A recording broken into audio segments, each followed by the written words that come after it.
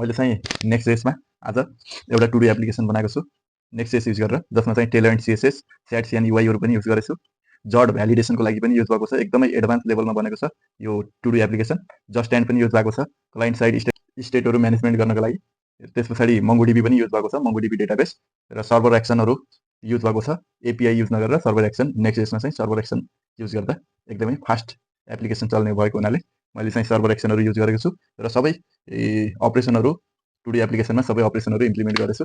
ल अब हेरौँ है त यो टु डु एप्लिकेसन कस्तो बनेको छ। मैले मेरो टु डुहरु राख्छु यसरी, जस्तो डुइङ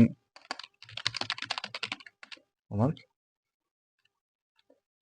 इन 6 PM अनि यसरी मैले डिस्क्रिप्सन राखेँ। अब प्रायोरिटी पनि राख्न मिल्छ, प्रायोरिटीमा मिडियम प्रायोरिटी राखेँ र क्रिएट टु डु गरेँ र मेरो टु डु यहाँ आइसकेको छ यसरी।